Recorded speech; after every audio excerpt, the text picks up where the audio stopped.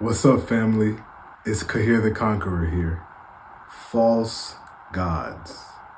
For people who identify as believers and whatever with respect to your belief system, it's imperative that you're careful in terms of where you actually pour that belief into, what you pour that belief into, who you pour that belief into, where your energy is going towards. And I say that, and I'm making this video because as I didn't know throughout my entire life, but eventually it was taught and then made sense, and also I was able to experience it, which helps in making this video, but also in forming a better understanding of false gods and the way that you end up hurting yourself and how it can affect you. In Islam,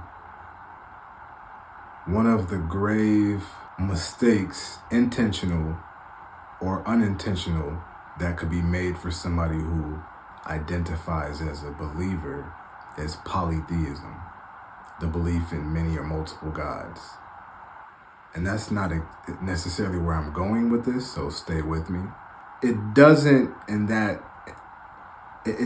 just include like how throughout history people worship the sun and worship rocks and stuff like that, because that's not where I'm going in respect to whatever people believe in, to be honest.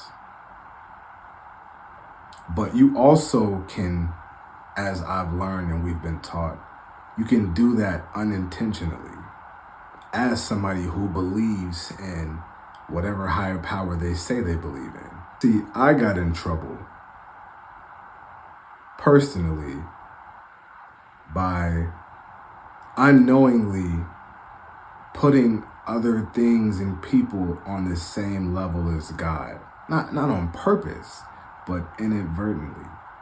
As we've been taught in the Holy Quran, I believe it's in the Spider, that surah, where it says, and I think I've talked about this before, but like, do men think just on the fact of saying we believe that then it's all good? That's my translation, not exactly how it's written. But like, basically you'll be tried if you say you believe. If you don't believe, I don't know if you still get tried or not. I didn't write it, but like, obviously then none of it, it's all obsolete then.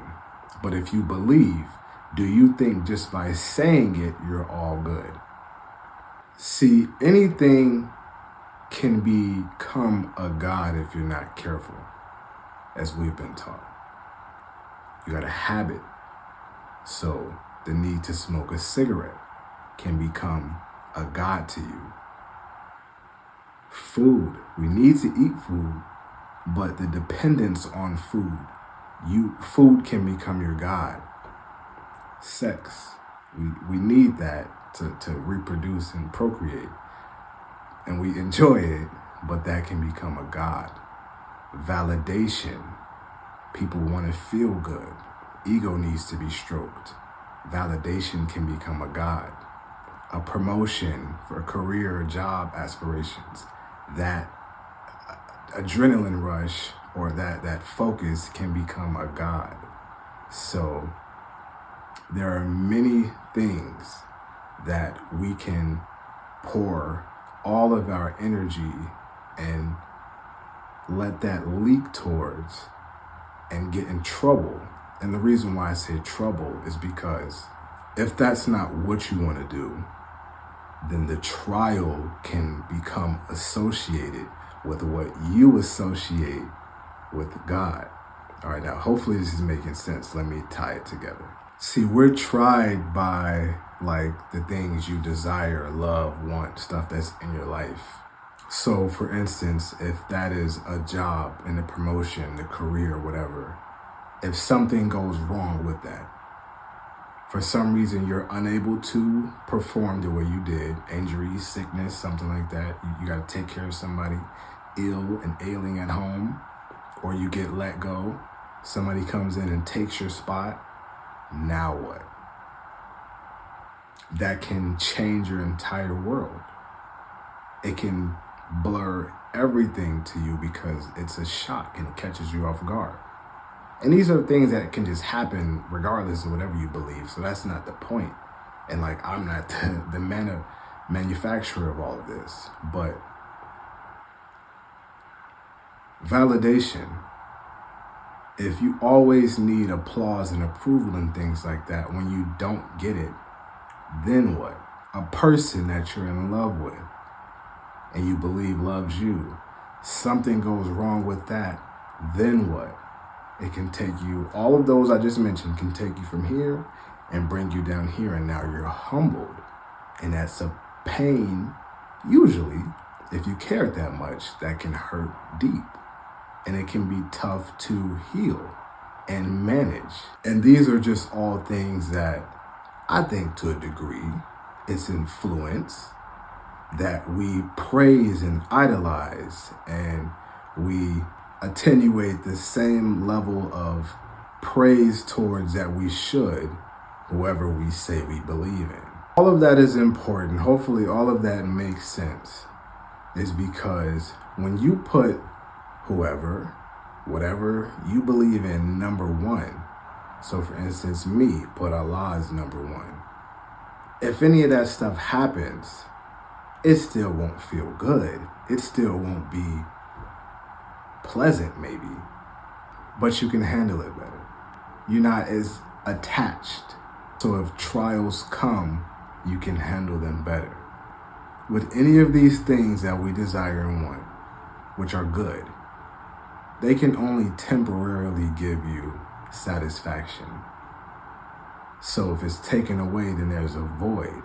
But if you are not dependent fully of everything coming from whatever it is that you pour into, the one entity or person who theoretically, and in my belief does, but should have your best interest in mind, then putting that, them, they, it, number one, will always satisfy better than the latter, if that makes sense. And I'm telling you as somebody who had to learn, and that is a different kind of humbling, when whatever it is that you love and desire and admonish the most is either taken away or something happens, like that shock can catch you off guard, and it can throw some people's whole life trajectory off, if that makes sense. And it's done a number to me, but then, as I mentioned, being taught and learning, like, all of these things can become a god. And if you end up worshiping that which doesn't really have the power, if that makes sense, it's the purpose of all of this, doesn't really have the power. So if it's taken away, and that is what you depend on, then you can be in a world of trouble. I hope this made sense.